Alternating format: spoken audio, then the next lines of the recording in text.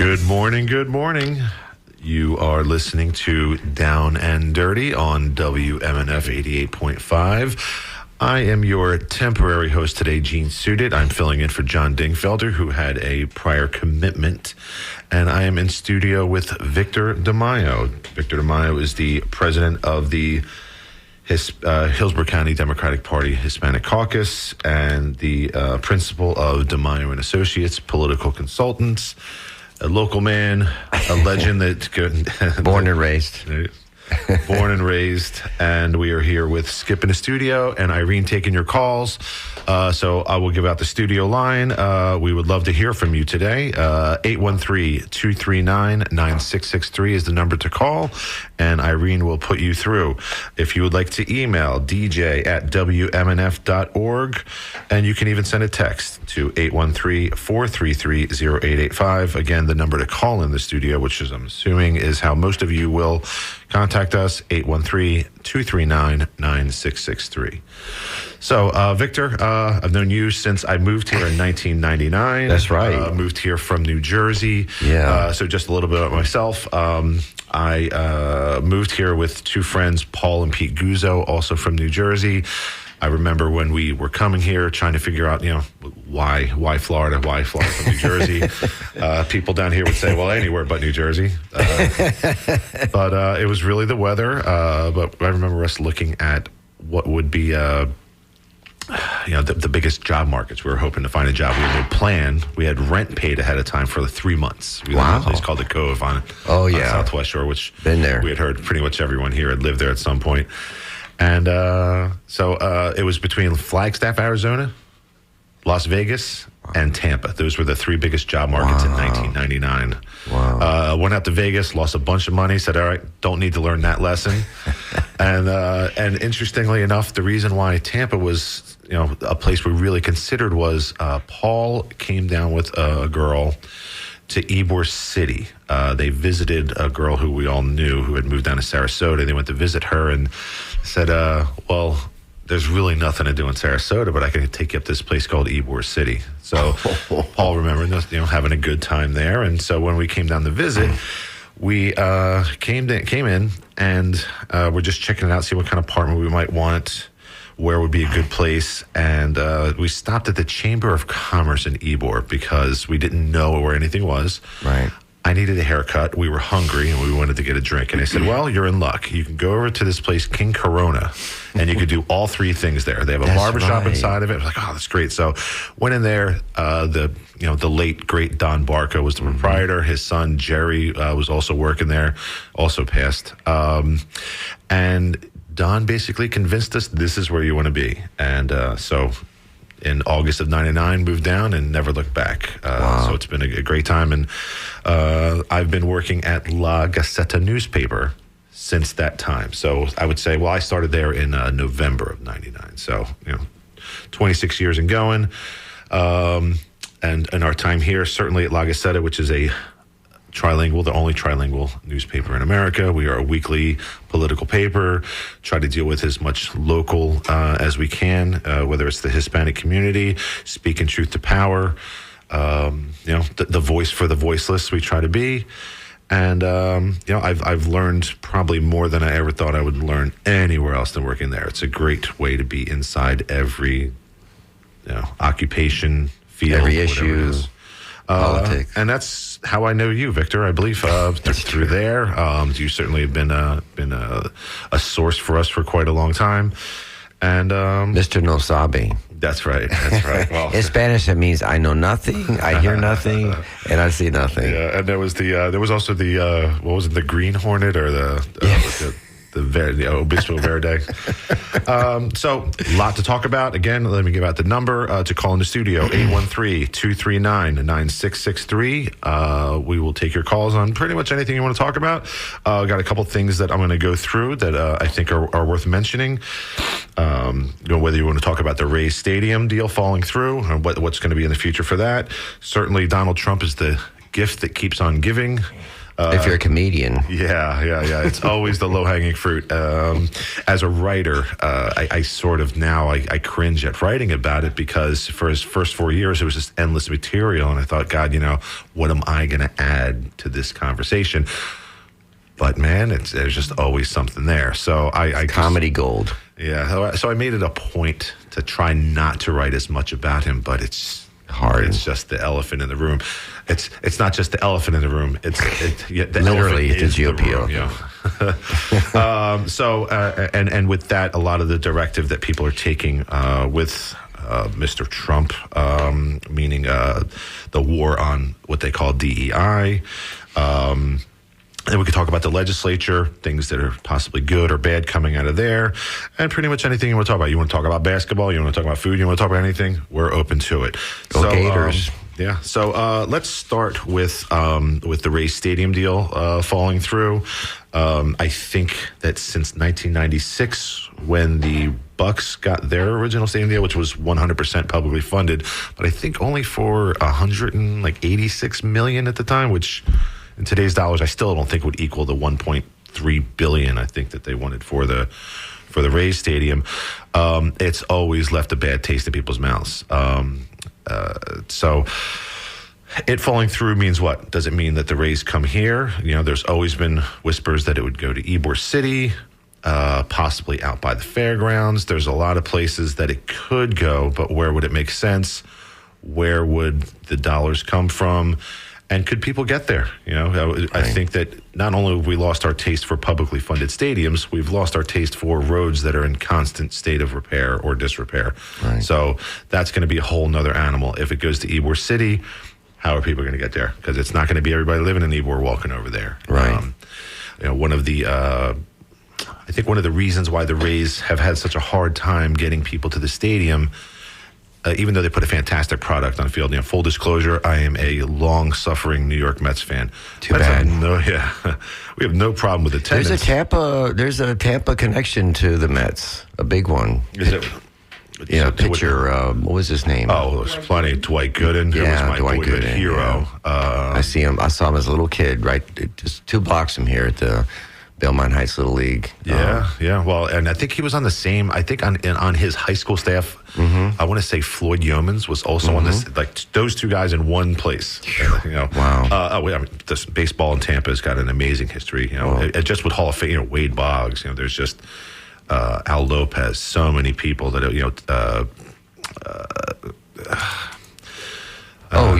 you can talk about Lou Piniella. That's what I was trying to think of. The great Yankee, and actually coached the Rays for a bit. Went to Seattle for a while. Yeah. He was a star, and he still has records at Jesuit High School, where I graduated from, and where he graduated from. Sure. That are still there. in baseball. So even though that the Rays have put a good quality product on the field, they can't seem to draw. Now, this season might be different because they're going to be playing at George Steinbrenner Field, where the Yankees play minor league ball and have their preseason games. So they might sell it out there because of the interest of people wanting to go to those things. So I think it's going to be a great experiment to see if that interest is there. So I don't know what your thoughts are, Victor, as far as whether the public on this side of the bridge has a taste for it. What do you think is the prospects of what's going to happen with the Rays? Well, just in disclosures for people, of course, we know each other forever, but for people who don't know me, I'm your typical Tampan, born and raised here. Family's been here 120 years. My grandfather was the first doctor of the Italian Club. And my mom's side, my Cuban side, we're cigar makers a couple of blocks from here. Mom was born in 7th Avenue with my, and I was born just a couple of blocks from here myself. So if you talk about baseball, I remember my mom tells me stories because the Cuban leagues came here constantly to play, and we have a wonderful connection with Cuba, and Cubans are fanatical baseball fans. I mean, you can go down to Cuba and they'll tell you everybody's batting average, who's the hot players. So my grandfather used to have, he was a fanatical, but he would have all the Cuban baseball players at the house, and my grandmother would be making, black beans and rice or whatever to make them happy. So, and as a kid growing up, Al Lopez Field was right exactly where the Rays Stadium is now, and my daddy used to take me to the ball game. So, I was a Cincinnati Reds fan growing up in Tampa because we didn't have the Rays, obviously, and the great years of Johnny Bench and the big red machine and all that kind of stuff. So that was my first favorite team, and then of course we got the Rays, and I'm a fanatical. I love the Rays. But the thing is, and just to finish up what my experience is I was the first director producer of Sunshine Sports Network, which became Sun Sports, and then Bally Sports and Fox Sports, and that whole sports network in Florida was created to do baseball and football of Florida teams. So. Working on some of those contracts and stuff, I can tell you, baseball is probably the biggest sport. Why? Because they have 162 games, and that's a lot of airtime, and that's a lot of ad sales. So you're on the air a lot. Well, the market is huge. It's a sprawled market. And you and I've talked to me and says, "Well, my brother called me the other day. Oh, they're going to go to Vegas." I go, "No, they're not going to Vegas. They're not going to Charlotte. They're not going to. Those are play games. The reason is but they because could go to Orlando." Right. The only team, you're absolutely 100% right. The only city that scares me is Orlando. Why? Because Tampa's the 13th largest. They talk us being a small, we're not a small market. We're the 12th, 13th market in the country.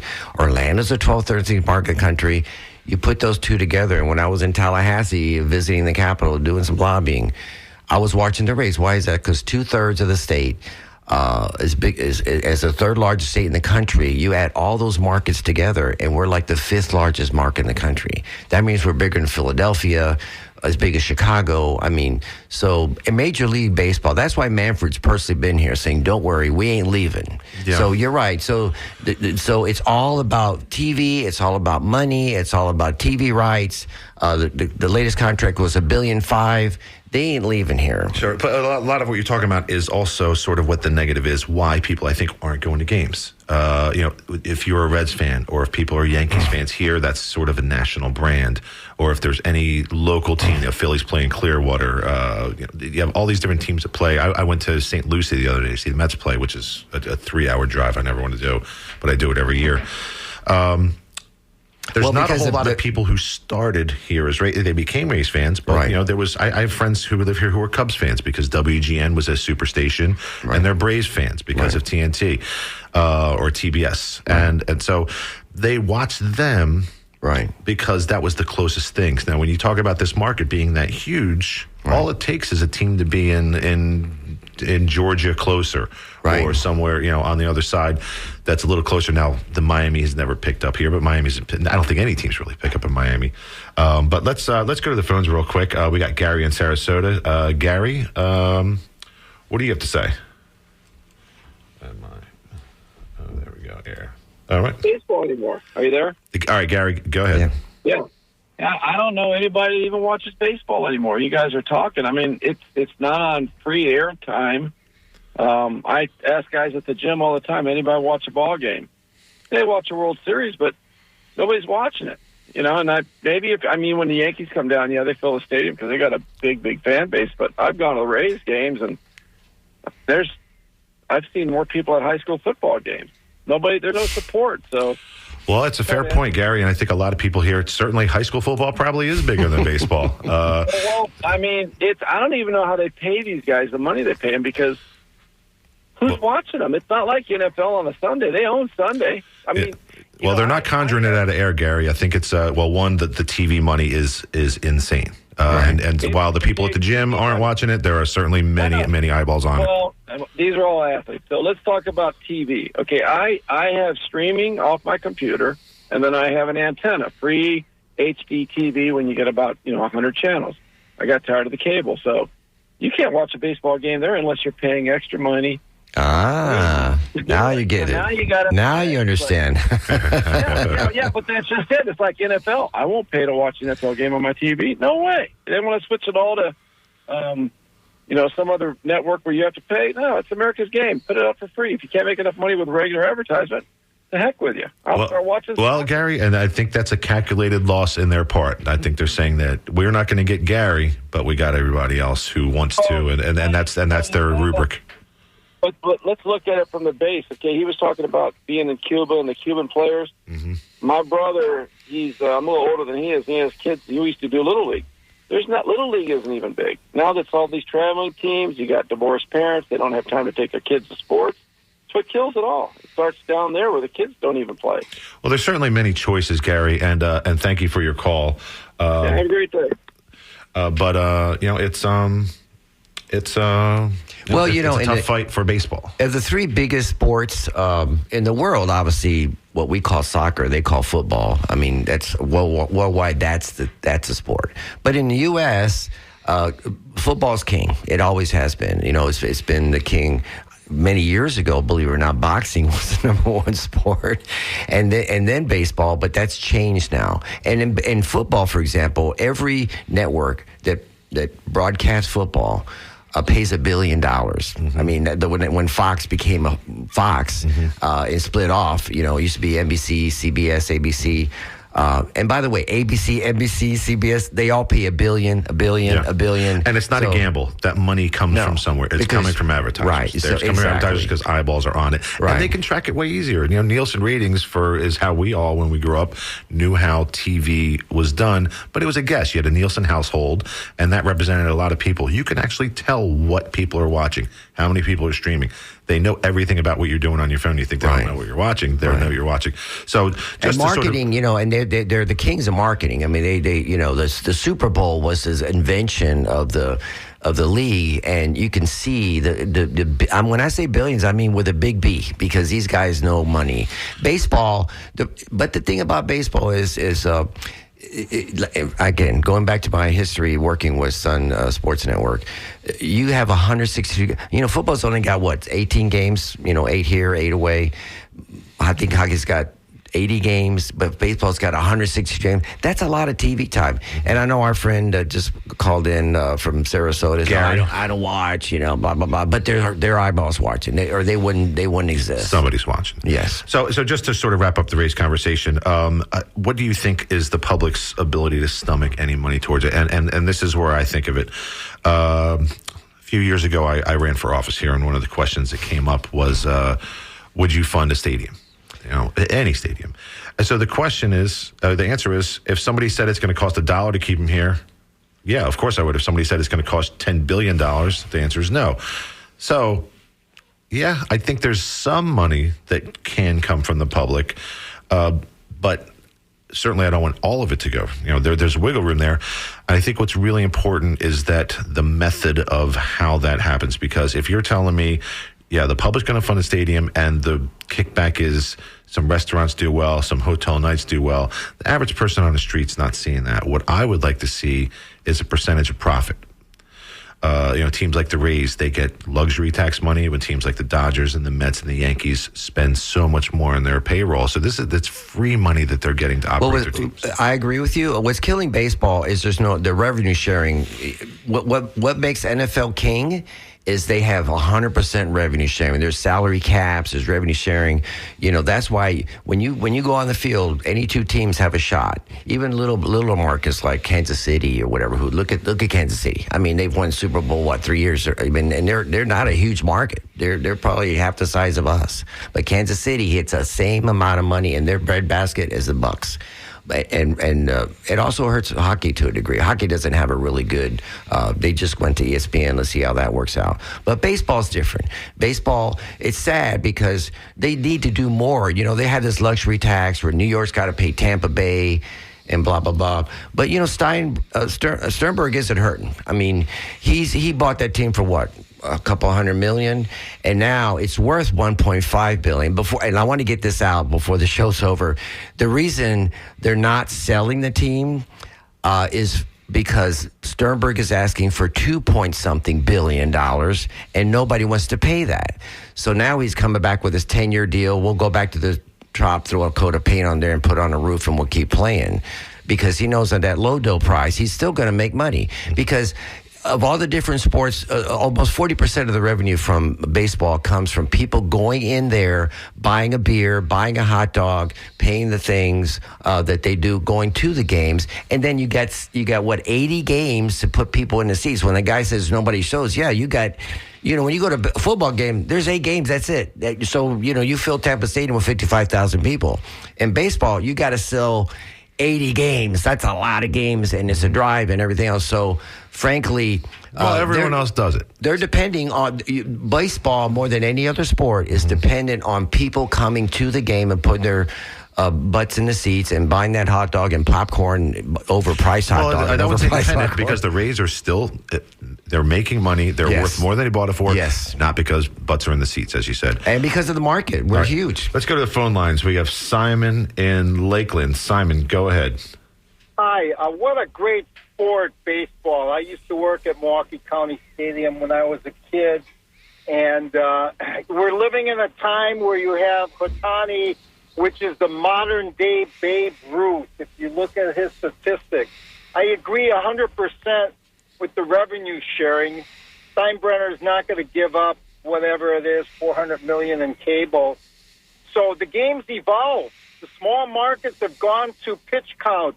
They've gone to relief pitchers, 1-2 innings to try to compete against the bigger markets that go out and spend money on starters, the Verlanders and what have you. And so I don't know where the game's going to go if it continually happens that every series in the World Series are the Yankees and the Dodgers and the Braves and the Phillies and so on. It's got to change if you want people to come out regularly and root for your team. Right. I think it's a fair point, Simon. But they're still coming out, and let's and just to touch on it's a little, pardon the expression, inside baseball. The load management of pitchers certainly is way different. We talked about Dwight Gooden. My generation, we memorized the back of baseball cards. 1985, 24 wins, 4 losses, 1.53 ERA. Right. He had 16 complete games that season. Well, yeah. There's no pitcher in baseball that has 16 in their career right now. I would gamble. Oh yeah. But did it kill his arm? Probably. If you look at Sandy Koufax, I think it was 65, 66. He had 54 complete games. Now, when he won the Cy Young, he didn't have 1 complete game. Yeah. So even against, I don't remember if it was against the Mets in the National League Championship Series or in the World Series. The Dodgers, I think it was against. They threw 2 games where it was just relievers pitching. Didn't use a starter. Right. They made that calculated gamble. Of course, anyone can make that calculated gamble against the Mets because we're the Mets. But it's just where the game is now. These guys get paid a lot of money, and they're worried about any little thing, any little twinge. They're going on that on the disabled list or whatever. I think baseball calls it the disabled list. They're watching these arms, and that's how you keep them in the seat. You can't put. And all there's the great bums out stories. At Koufax, I saw that series on PBS that was done about baseball, the history, and the greatest story. Koufax, who people don't know is Jewish. In the middle of the World Series, it was Passover or something. Well, he couldn't pitch on a Saturday, and he couldn't. Oh my God! And I never dreamed of that story, but it was a thing, And he was very Jewish, and you don't think about him being Jewish, but he was very religious too. So there's a million stories like that in baseball that are part of the. Even in Tampa, I grew up with some kids at West Tampa Little League, and they won the World Series. There was years and years, the Taiwanese kids. We couldn't figure their birth certificates, but we figured they were a little older than little. They call them kids a little loose. Yeah, and but the kids from West Tampa, kids I grew up with, Tony Ciccarello and those guys, they actually won the World Series, and there's a monument in West Tampa of all the guys' names from the '60s that won for Tampa. All right, well, let's Simon, thank you for your time giving the call. I will say that let's wrap up sports talk on Tampa Bay's number 1 sports talk radio, WMNF. We can do a sports show. So please feel free to call in and join the conversation, 813-239-9663. If you'd like to email, it's dj@wmnf.org. And you can text at 813-433-0885. Again, the number to call in, 813-239-9663. So let's move on, Victor. Victor. Can we do one last thing? It's in my head about the stadium. You're on the my clock. reason for Tampa not getting it is just piss poor leadership by our elected officials, and I just got to say that because, frankly, in the olden days when we got the stadium, when we were going to lose the Bucks, it was because we had a great. We can't do that stuff like they did in the old days. So I always hope. Let's see what happens. I want them to stay. All right, so let's move on to the gift that keeps on giving, which is President Donald Trump. And I want to sort of just dig into the thing I think that has everyone on edge as far as whether it's overcorrection or whether it's just a way to become an absolute racist or to just sort of whitewash history, make people not know it, which is this war against DEI, diversity, equity, and inclusion. I think if you go back through time, there's always been this boogeyman in the room that a certain segment of our society has always been very scared of, whether they called it communism or whether it became affirmative action or recently critical race theory. Now it's called DEI. It's really just a code word, I think, for people to have the boogeyman that they hate, which is anything that's not white. So I think that, certainly is there a little bit of overcorrection sometimes from, let's say, from our side, from the left side? Sure. Yes. But we have these men in power, white men in power, who are telling everyone that you're not going to make us feel ashamed of being white. As a white guy growing up in New Jersey, I never had any problem where I thought, oh my God, I'm so angry that you were making me feel bad because slavery happened. I didn't do it. I can certainly acknowledge that it was one of the worst chapters in the history of this country, and any slavery in the world is what a terrible thing, Right. Indentured service. So we have this war on it, and even in the legislature, let's take the dismantling of the Department of Education. There are certain things that they're not going to get rid of in certain fundings and scholarship, the money that's going out. But what will be ended is anything that they deem DEI funding, which is anything to do with inclusion. A lot of things get lost in that. And then, of course, you have the hypocrisy of it, which is you have these people who tell you about I'm not going to have this unelected judge tell me what to do, and you need to be a voice of the people, and it's a mandate by the people, whoever's there. But then you have a guy like Governor DeSantis who rails against DEI, and then he appoints the former Lieutenant Governor Jeanette Nunez to be the head of FIU University.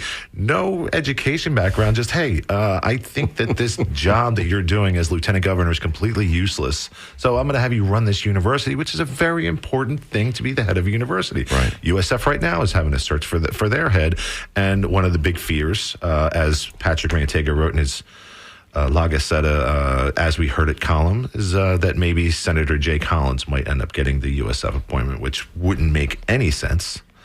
But it's this idea that maybe only white men can run things, and every once in a while we're going to throw a bone at someone like a Jeanette Nunez, who you check off 2 boxes, Hispanic and woman. Somehow they don't consider that a DEI hire. But if you're a liberal person, or if you're at with a liberal arts college and any kind of hire like that, or any education, that's bad. When the governor does it, it's okay because it's his person. So even in the legislature right now, Victor, they have a bill introduced to eliminate the position of lieutenant governor. After seeing the last 30 years of lieutenant governors, I'm not against that. I think that's probably an okay thing to do. But what are your thoughts? Well, I mean, even the president of the United States, technically, the vice president, what does he do? He waits for the president to die. I mean, unless the president wants to give him something. We have had when I was press secretary to Governor Bob Graham and Senator Graham, we had, he gave the lieutenant governor certain jobs. He put Wayne Mixon in charge of the Department of Commerce and gave him other duties to do. So it's not a totally useless job. It depends on how you include that your partner to do stuff. I mean, when President Obama was president, he gave Joe Biden a bunch of stuff to do. So it all depends on who the governor, who the president is, whether they want to share a little bit of something for that person to do. It's not usually this. People don't vote for president or governor because of the lieutenant governor, vice president, but they add a little something to the ticket. Obviously, DeSantis being a white guy, said, well, let me balance this ticket. Let me get a woman out there to attract women voters. Let me get a Hispanic, a Cuban connection to get all those million Cuban voters down in Miami and Tampa to kind of add a little spice to the ticket. That's what that's what every number two does. I mean, to the ticket. It doesn't make the 100% of the election, but it makes it. Our elections are decided up and down the ladder by 1 or 2 points. I mean, just by the hair thinnest margins. So that little extra you give to your number two person. Even the Democrat side, Charlie Crist had a Hispanic woman who was head of the school teachers union down in Miami. So you get the balance. You get the St. Pete, Miami. You get the DeSantis, who was. I understand why they choose them. But even let's just say you were talking about the president. I remember when I was a kid. They give each first lady a job. Now they're, if there's ever a female president, it'll be the first gentleman, I think they call it. Sure. But never really known what the vice president's done other than what you said. So I don't know what any of our lieutenant governors have ever actually done other than wait for something bad to happen. But let's circle back to the DEI conversation. As the president of the Hillsborough County Democratic Party Hispanic Caucus, what are some of the struggles that you're seeing and what you're fighting as far as this directive, and how are you combating it? Well, I have to preface everything by saying, if you think that discrimination doesn't exist today, you're sorely, sadly mistaken, because it does. It's not as open it was, when the guys in the white hoods from Imperial Polk County were running around burning crosses. But even when my mom grew up in Ybor City, even though Tampa's a melting pot, you had Cubans, Italians, people from all walks of life coming and working together. There was still discrimination. My mom was Cuban, and she was spat upon going to school as a little girl. Even myself, going to the Academy of Holy Names as a kid, there was people in the upper crust, where there were Crew Gasparilla or Palmer City Country Club, here I'm a kid from West Tampa whose parents happen to be Catholic. They wanted to send me to a good school. So there's that pecking order. There's a book out called Class. People should read. It's about, we don't have class systems like they do in India or England, but it's there. And that's where DEI comes in. Now, yes, there's backlash, like you said at the opening, where, white guys feel, gee, I lost a job to a black guy. That's not fair. Well, you talked about, yes, we've had a long history of slavery in this country. We had a civil war over slavery in this country. So I don't think it's gone away 100%. And that's why it's controversial now. Some people say, well, yeah, we're equal. Even when we had separate, even in Tampa, in St. Pete, the whole state, we had segregated schools. White kids went to their school, black kids went to their school. Now it's changed. That's why you have magnet schools now. Yeah, and the magnet schools try to attract black students. So it's not 100% there. There's still, it's more recessive, it's more internal, but discrimination is there. I don't know. Yeah, no, and the sad part, I just yesterday I've been reading where they're wiping clean our history. Yeah. They wiped Colin Powell's name completely off the website of the Arlington Cemetery. I mean, he's one of. Colin Powell. Just why? I saw that, but I didn't have a second source, so I didn't want to. No, but that's part of DEI. It was all because of DEI. Sure. We can argue DEI, but what is the point of wiping off? They took off the Enola Gay. They dropped the first atomic bomb in the world because some AI program saw the word gay, and gay happened to be the name of the mom of the pilot or something of which the there's plane. A whole history to that too. Which imagine the plane that dropped the bomb that killed quite a few people. Right, but it's because gay was the name of the plane. So it's just stupidity. Some of it's stupidity, really. But here's the thing about that: it's people are more emboldened now, of course, to be outwardly racist, and they can say whether it's who they call illegals. But that, I think, pales in comparison to other discrimination, which is just sort of out there now, which is if you're a member of the LGBTQ plus community. I mean, being gay, that we made so many strides. When I say, well, I'm not gay myself, but with the gay community, the LGBTQ plus community has made so many strides towards equality and towards getting the same rights as everyone else has, and to be able to live their lives in peace. There's this absolute war, and it's spoken out loud. To be gay now, it's that because I don't think you should be, and it goes against my beliefs, I can discriminate against you. And we have laws that say you can't, but the law of the land and the rule of law just seems to be ignored right now. And I don't know. I'd like to say I don't know how we got here. I think we always were here. Just people didn't talk about it outside. Exactly. That's exactly what I said. Right. So when we say we're making strides, I think it's about people are staying more quiet, which is great. I don't want to hear your racist views. Right. But the other side of that coin is I'm kind of glad to know who you are, because now I can see you. Well, we had a conversation the other day with a gentleman who's a hardcore Republican Trump supporter, and he thinks the 6-week abortion, these culture wars, the 6-week abortion ban. I mean, it's insane. I mean, this thing, and this goes into DEI. I mean, nobody's really suffered or hurt or been killed by it, but it's. I think at least for the next 3.5 years, while Trump's around and DeSantis is going to run again, I think, being in politics my whole life, my mom and dad ran for office. The Republicans are kind of in charge by a thread now. I think that the pendulum always swings back and forth and back and forth. So the Democrats may be in charge. They were in charge for 50 years here in Florida or more, even in Congress. And now the Republicans, they want to change. People have ADD. And they said the only reason Trump's even there now is because people thought he was going to make them all rich. Everything's going to be cheaper from day one. Remember, that was his speech. Day one, everything's going to be cheap. Eggs went up to like $10 a dozen. He didn't say eggs were supposed to be $1 a dozen. They're $1 an egg now is what they cost. So, but now and then all this other insane craziness. He's jumping in the polls like a rock because they want to do. And midterms are coming up in a year and a half. Mm-hmm. So that's when, if the Democrats get their act together. And can pull off 3 or 4 votes in the House, they could take over the House. Mm-hmm. They can get 3 or 4 votes in the Senate, and then, but that's what they're trying to do as much as they can right now. And both parties know it. You got to get in there and do as much as you can. Are they doing it? Because I would say that today's Republican Party of Florida, and I'm not saying all Republicans. I have a lot of Republican friends. I love you. We both have try to keep politics out of friendships. We may differ in ideas, but when you enact things to hurt people, that's different. But in this state, they've been able to basically pass anything they want. Right. It's like the dog that caught the car. What do you do with it? Right. They actually caught the car. They own the car. They're driving the car. Right. So now it's, before it was, let's throw the craziest thing against the wall. Right.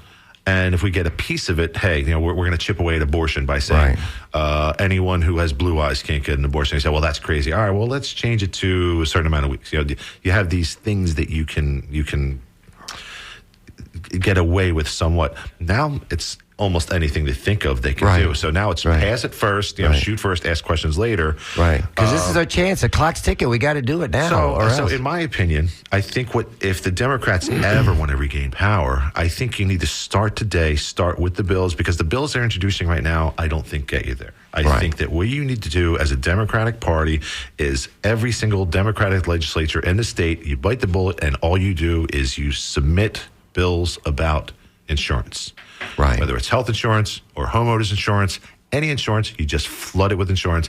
And then that's how you say they voted against every one of our bills. They voted against every single bill. Absolutely. Because while I agree with a lot of the directives of the Democratic Party, I don't necessarily think that that's how you get them done. You got to win first. You can talk all you want in the parking lot after you lost about what a great fight you put up, but there's no such thing as a moral victory in politics. You got to get in the office to do it. So this is how you start chipping away. Say, if you think that these people have your best interests in mind, let's let them vote against every single insurance bill we put up there. Absolutely. I mean, the number one issue in the state of Florida isn't 6-week abortion, man. They're arguing now whether 18-year-olds can hold guns. I mean, that's a total waste of time. We got to settle this insurance issue with the insurance companies. With all the billions they've had, they've paid off the whole legislature. So, all right. So, Victor, I'm going to cut you off because we have a very special guest on the phone.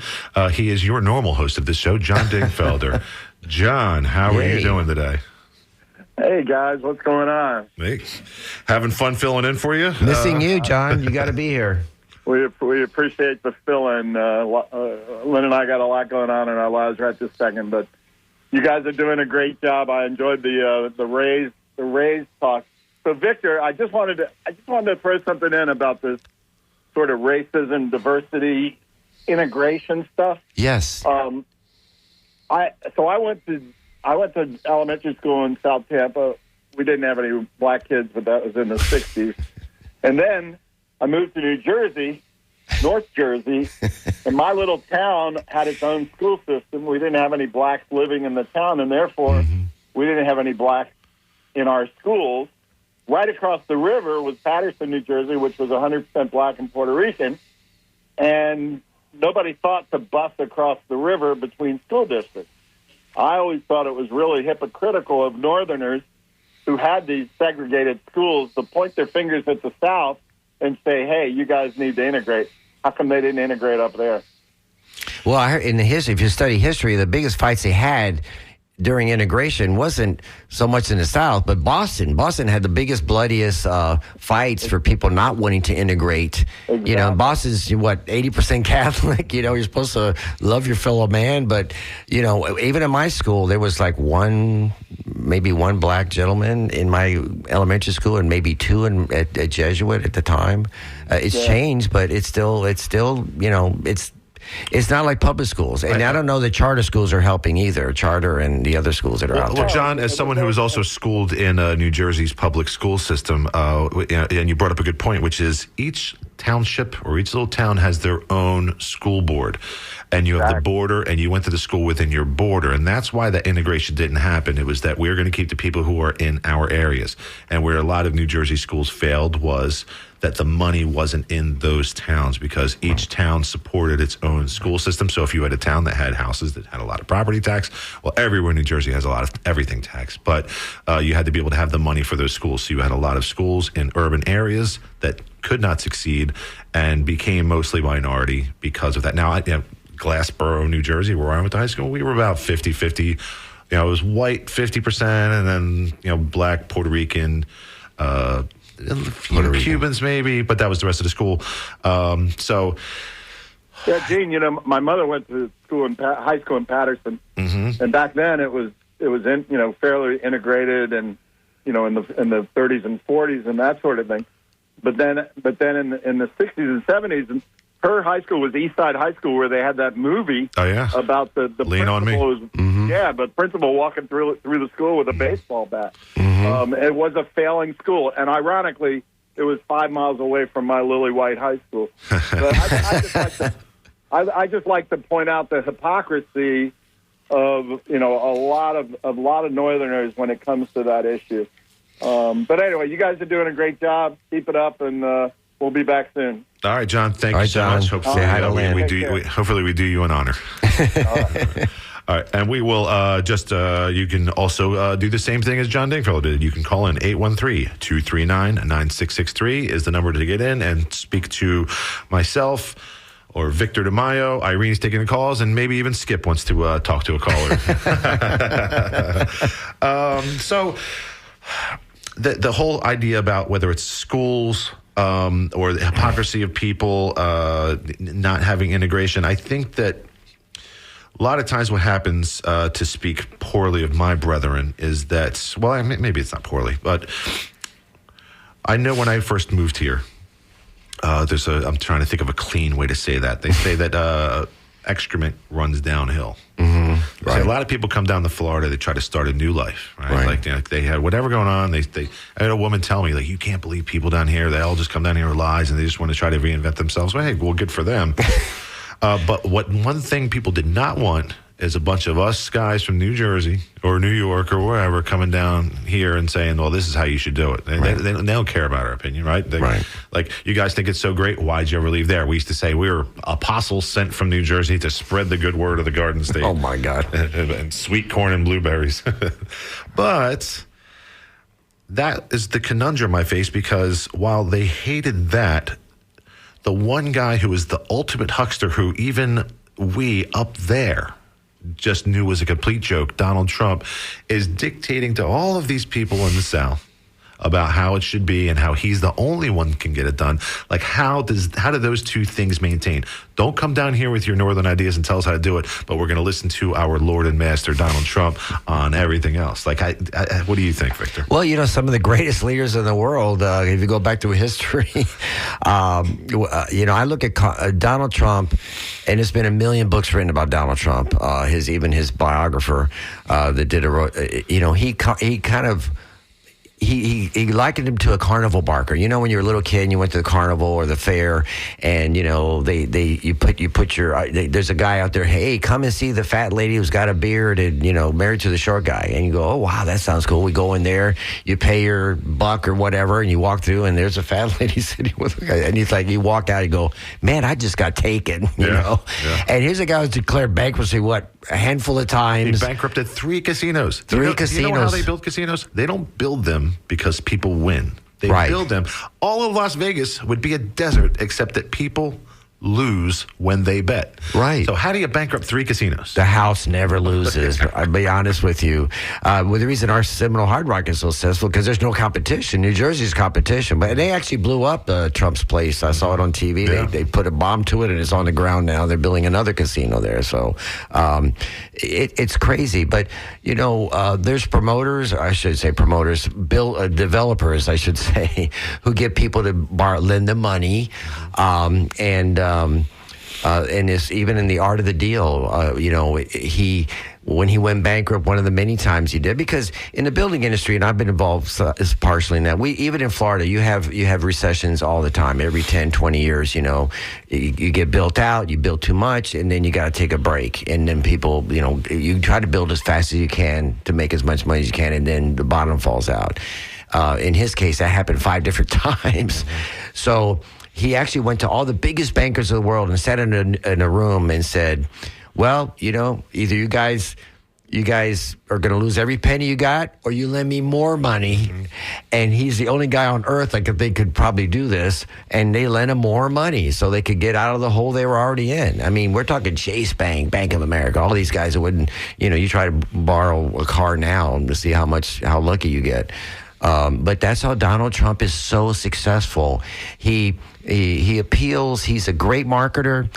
He's a great, he appeals to the lowest common denominator. He gets to those people. His guy's a billionaire probably, right? But he appeals to the poor guy on the street. I understand that he's gregarious, and I understand that he certainly can be the lord of the living room and make you feel like right.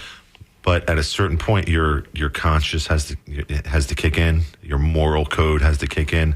And when you hear him say things off the cuff that you just know don't jive. And I'm not trying to re-legislate whether or not Donald Trump should be or should be. Like, he's our president. He's going to be the president for the next 3.5 years. Well, this ties into But what I'm talking DEI. about is the hypocrisy of people not wanting people like me to come down here and tell you how smart I am. Although I've been here half my life now, so I don't know if I'm still a Jersey guy or if I'm a Tampa guy.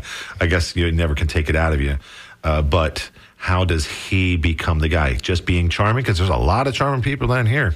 No, it's true. And this is, listen, as 2 former altar boys ourselves who do politics for a living on the side, I can tell you that he has been very successful, and this ties into DEI, because he's tied into those, I hate to say, people who have lost their jobs to a minority. He's real zeroed in on those people who feel disaffected. The union guy who's lost his job because his factory closed and they took it to Japan or Mexico or China or Canada. He's tapped into that, and he sells you on the sizzle and like a promoter, just like and that's what he's really good at. And we need to get back to the basics, like you said. Our number one issue in Florida is insurance. And on a national scale, instead of all this crazy stuff that's going on, I've talked to a lot of Republicans said that why is Elon Musk going in and just because of the time factor, they want to get in and get out fast. But, when I had friends who worked in the Clinton administration, they had a reduction in force of 800,000 federal employees. But they sat and they went to each department one by one. Can we get by with one less person here, one less person there? Can we do this with... Well, I don't think we can compare this administration. No, but I'm just saying. But the problem existed. is, but that's what's going crazy now because Elon Musk is going in there. Okay, we're just going to fire. There's 800 people. We're getting rid of 400. Ask questions later. Yeah. Let's go to the phones real quick. We have Nicole. Is it Nicole in St. Pete? Hello. Hey, Nicole. How are you today? Great. How are you? I'm good. Actually, this is the first time I've ever heard your show, and I just wanted to call in and say that earlier the gentleman had said, that there's a lot of people that are scared, and, these emotions and, fears of DEI are fears. And that, one of the examples he said was, these white people are saying, black guy's taking my job. Well, how many black people do you think say, a white person's taking my job? That's or true. a Latin person says, a white person is taking my job. Yeah. Because, they're white. So how many times do you think, what do you think the numbers statistically are between those two? Well, that was the whole idea, I think, behind affirmative action. That's the whole point, yeah. And, exactly. and Nicole, and what drives at it. I remember when I ran for office, and one of the the questions that you can get is, two people apply for a job. As a white person, black person, who do you hire? Right. The answer is both being equal. This is within the city of Tampa. I'm going to hire a black person. Not because they're better, but because of how they're represented within the city government. When you looked at Tampa city government, people who were heads of departments, and this is really about department head, that the representation wasn't there. It wasn't commensurate with the people who were in the population. It was way underhired. Seeing the rainbow of people that live in our country. People forget, they don't want to talk about the melting pot of America anymore. You all were talking about different schools. I grew up in St. Petersburg. I grew up at the time where they actually had, a line of demarcation. You had the white side of the tracks and the black side of the tracks. And I lived in the northeast section of of St. Petersburg. And as a elementary school, 4th and 5th grade, I was bused all the way to Perkins, literally on the other side of school, because the politicians who are running our city said, we have to have, a different perspective of our city. So we're going to start with our kids. So as they grow, they can see color. And I was literally the only white kid in my class. That's how I grew up. Wow. And it's an interesting point, Nicole, because I remember someone talking about it was like a book, and it was let's just say it was an astronaut, somebody or a brain surgeon, whatever it was, who was black. And you think, like, what a great thing for young black children or whatever the minorities to look up and see that's normal. That's something that can happen. But I was corrected that while that is important, what's more important is for white people to have that normalized so that they can say, hey, maybe the rest of the world isn't exactly white. I'm not getting a downgrade because my surgeon's black or because, whoever it is, there's a lot of that. So, yeah, Nicole, it's a tough, crazy place out there, and that certainly. Well, I just have to say, if I can finish what I wanted to say, is that that impacted me in a way which I didn't have any idea about at that time because I was a kid in school. I ended up going into middle school near my house, but all my friends, multicultural friends. As I grew up, I moved, kind of out of St. Pete area. I moved down to Miami. I, met a wonderful guy, got married, went to school. We're middle-class people. We were able to buy a home in Little Haiti. I live still in Little Haiti. I have a daughter who grew up in Little Haiti.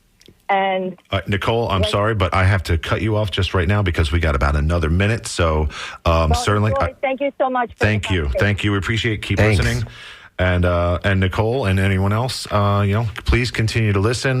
We got about a minute left, Victor. So you got any closing thoughts? 30 seconds. No, thanks. I appreciate coming on the show. It's been a lot of fun. We should do it again. If John needs a break, we'll be happy to pop in here and yap away. We got a million more stories. I could talk for hours. We swear, John, we're not coming for your job. All right. So, it was a great time. Thank you so much, John, for being here. John will be back. I'm sorry for letting us be here. John will be back next week with Down and Dirty. But I had a good time, and I appreciate being here. Fun. Thank you, Skip, for holding it down. Thank you, Irene, for taking calls.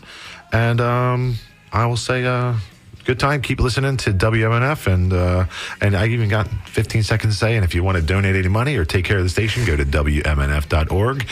And thank you so much, everyone. And have a good weekend. All right. WMNF Tampa.